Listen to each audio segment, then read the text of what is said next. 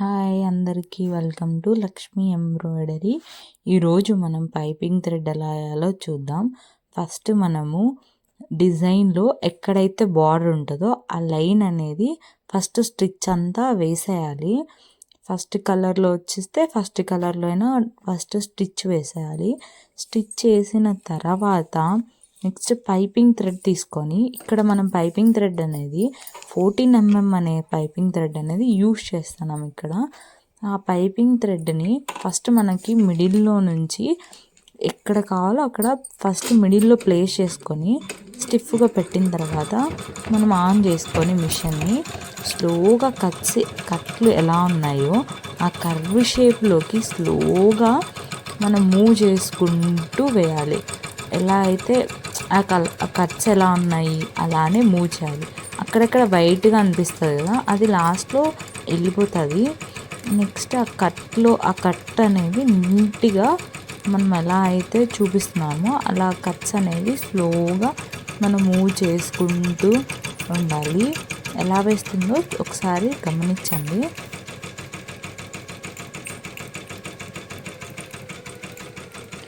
ఆ మూవ్ స్లోగా చేస్తాము. ఆ మూవ్ చేసినప్పుడు స్లోగా కర్వ్ అనేది నీట్గా వస్తుంది.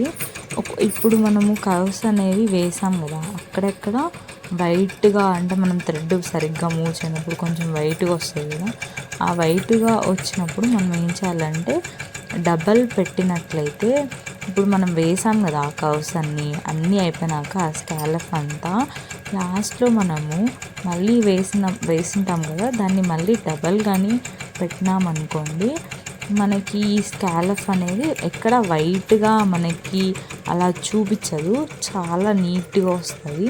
చూడండి మీరు ఎలా వేస్తుందో స్లోగా మీరు కొంచెం గమనించండి. మనం ఎలా తిప్పుతున్నాము కర్వ్స్ అని లాస్ట్ వరకు ఎలా వేస్తుందో చూడండి.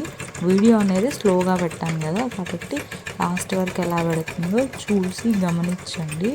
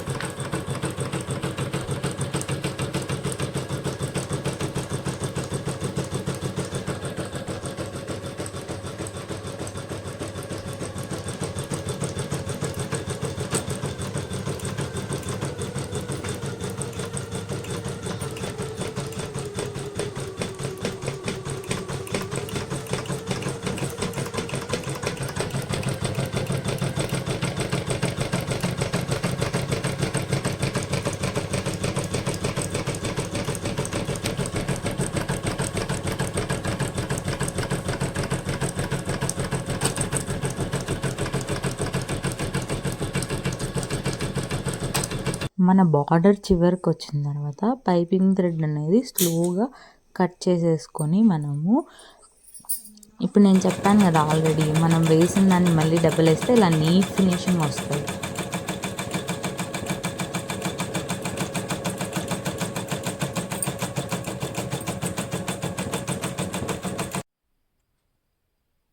చూడండి ఎంత నీట్ ఫినిషింగ్ వచ్చిందో, బార్డర్ అనేది స్కాలఫ్ ఎంత నీట్గా వచ్చిందో చూడండి.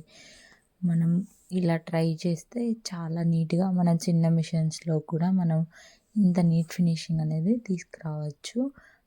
మీకు ఈ వీడియో కానీ నచ్చినట్లయితే like and subscribe to my channel Lakshmi embroidery.